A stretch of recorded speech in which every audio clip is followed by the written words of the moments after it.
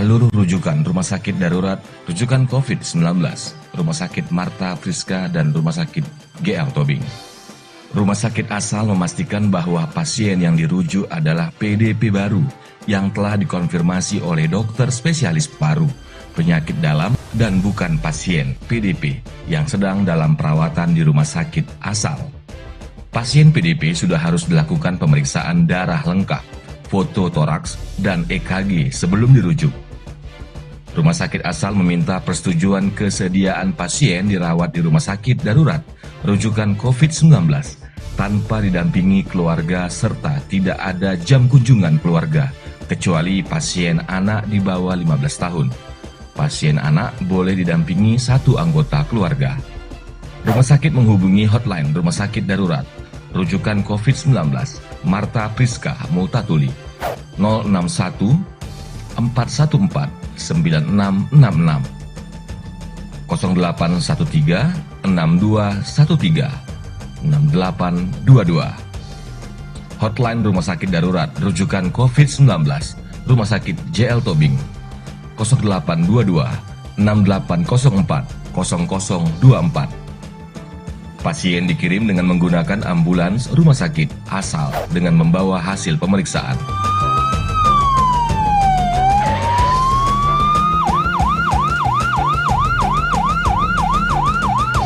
Puskesmas tidak dapat langsung mengirimkan pasien PDP ke rumah sakit rujukan tanpa melalui rumah sakit umum daerah setempat. Rumah sakit, dokter, dan petugas kesehatan adalah benteng terakhir. Andalah garda terdepan.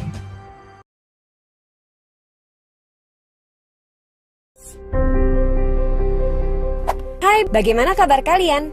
Semoga selalu dalam keadaan prima dan jauh dari ancaman virus serta penyakit apapun ya. Mengingat saat ini sedang marak tentang mewabahnya virus novel corona. Virus novel corona menyebabkan wabah pneumonia di kota Wuhan, Tiongkok pada Desember 2019 dan menyebar ke negara lainnya hingga kini.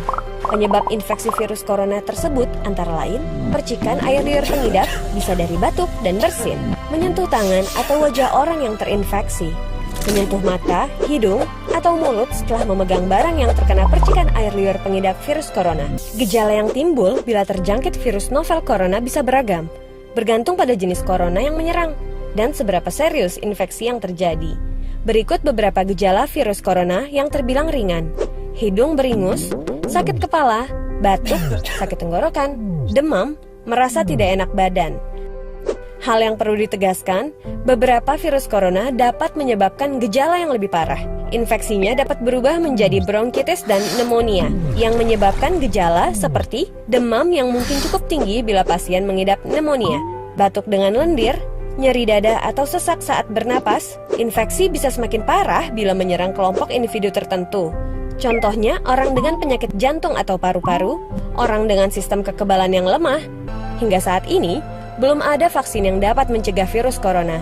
Maka dari itu, langkah terbaik adalah mencegah penyebaran virus tersebut, yaitu menghindari berpergian ke Cina, menggunakan masker saat beraktivitas di luar ruangan, terutama bila kamu beraktivitas di tempat umum. Rutin mencuci tangan dengan air dan sabun atau hand sanitizer yang mengandung alkohol. Tutup mulut dan hidung saat kamu batuk atau bersin. Jangan menyentuh mata, mulut, dan hidung sebelum mencuci tangan. Hindari berdekatan dengan orang yang sedang sakit. Jaga kebersihan benda yang sering disentuh dan kebersihan lingkungan. Semoga kita terhindar dari virus ini dan segala penyakit lainnya ya.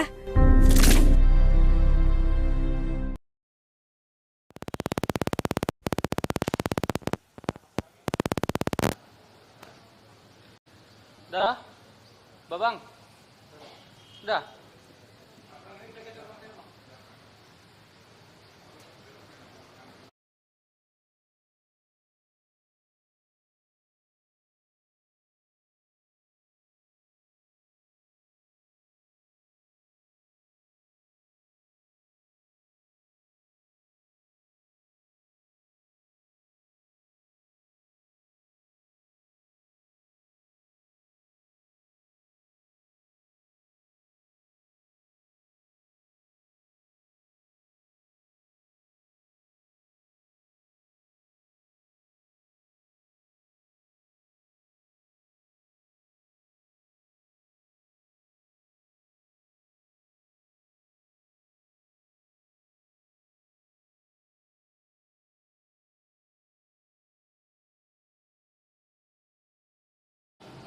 Tommy. Oh, jangan usah pakai itu. Pangeran. Tommy, sana. Siapa lagi? Sana.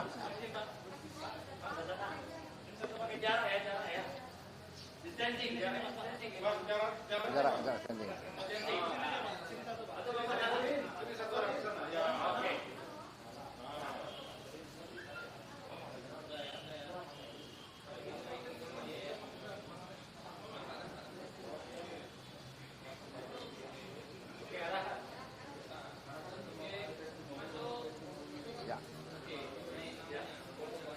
Terima kasih Bapak-Bapak.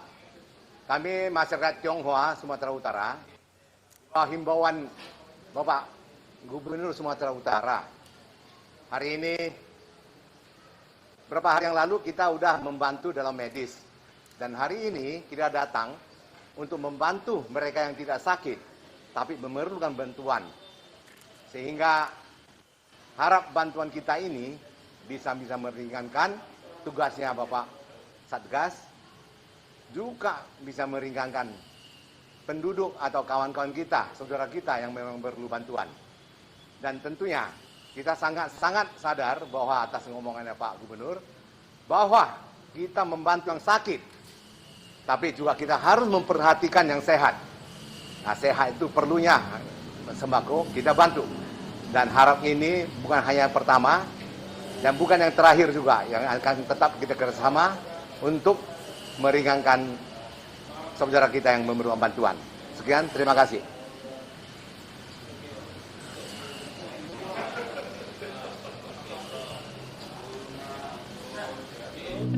Wabah virus corona bisa kita hindari bila mereka yang terkena penyakit ini melakukan isolasi diri. Tidak semua pasien corona harus dirawat di rumah sakit. Mereka yang tidak termasuk kelompok rentan cukup melakukan isolasi diri di rumah. Protokol isolasi diri sendiri dalam penanganan COVID-19. Mengapa orang yang diduga tertular COVID-19 diisolasi setidaknya 14 hari? Gejala COVID-19 biasanya muncul dalam rentang 1-14 hari berupa batuk, demam, atau sesak nafas. Dalam selang waktu itu, kondisi orang diduga terinfeksi COVID-19 diisolasi dan dipantau di rumah sakit, rumah, atau tempat lain. Untuk memastikan infeksi, akan dilakukan tes beberapa kali. Apabila Anda bukan kelompok rentan seperti lansia atau memiliki penyakit kronis lain seperti diabetes, jantung, kanker, penyakit paru kronik, AIDS, penyakit autoimun, dan sejenisnya, maka Anda dapat secara sukarela atau berdasarkan rekomendasi petugas kesehatan melakukan isolasi mandiri. Apakah isolasi mandiri itu? Isolasi mandiri adalah upaya mencegah penyebaran COVID-19 dengan berdiam diri di rumah sambil memantau kondisi diri kita, seraya tetap menjaga jarak aman dari orang sekitar atau keluarga. Siapa yang perlu melakukan isolasi mandiri? Siapapun yang memiliki gejala sakit seperti demam, batuk atau pilek, nyeri tenggorokan, atau gejala penyakit pernafasan lainnya, atau termasuk dalam kelompok orang dalam pemantauan atau ODP, yaitu orang yang pernah berkontak erat dengan pasien positif COVID-19 dan atau orang dengan riwayat perjalanan dari negara atau transmisi lokal COVID-19. Berapa lama waktu isolasi diri? Setidaknya selama 14 hari sampai hasil pemeriksaan sampel di laboratorium diketahui. Apa yang perlu dilakukan saat isolasi mandiri? Tinggal di rumah dan jangan keluar, kecuali untuk mencari pertolongan medis. Sebisa mungkin, gunakan kamar terpisah dan selalu jaga jarak setidaknya 1 meter dari anggota keluarga lain. Selalu gunakan masker selama masa isolasi diri. Ganti masker secara rutin apabila basah atau kotor. Lakukan pengukuran suhu harian dan observasi gejala seperti batuk atau kesulitan bernafas. Hindari berbagi peralatan makan seperti piring, sendok, garpu, dan gelas, perlengkapan mandi seperti handuk atau sikat gigi, dan juga benda berbahan kain, misalnya pakaian atau selimut. Terapkan perilaku hidup bersih dan sehat seperti makan makanan bergizi, rutin mencuci tangan dengan sabun dan air mengalir, serta melakukan etika batuk dan bersin. Upayakan berada di ruang terbuka dan berjemur sinar matahari setiap pagi. Jaga kebersihan rumah dengan cairan disinfektan, terutama untuk area atau permukaan yang sering tersentuh tangan. Hubungi segera fasilitas layanan kesehatan bila sakit memburuk, seperti mengalami sesak nafas. Apa yang tidak boleh dilakukan saat isolasi mandiri? Tidak boleh keluar rumah, termasuk untuk bekerja, apalagi ke ruang publik.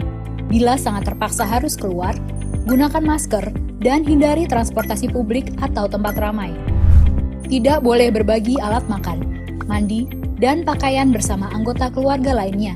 Cuci peralatan makan dan pakaian secara mandiri, terpisah dari anggota keluarga lain. Bila harus berbagi kamar mandi atau mesin cuci pakaian, maka bersihkan dengan desinfektan setelah dipakai. Bagaimana menjaga pertahanan tubuh selama masa isolasi mandiri? Tetap terapkan pola hidup sehat, antara lain dengan makan makanan bergizi seimbang, perbanyak buah dan sayur, istirahat yang cukup, lakukan olahraga ringan, dan hindari merokok atau minum alkohol. Isolasi mandiri bukanlah sesuatu yang sulit, namun membutuhkan komitmen baik dari diri sendiri maupun keluarga dan orang terdekat. Orang yang menjalani isolasi dapat mengalami kesepian, kekhawatiran, dan ketidaknyamanan saat mengalami gejala sakit. Maka mereka perlu dibantu, didukung, dan diberi semangat. Mari saling berempati, perkuat solidaritas, dan bersama kita melawan corona.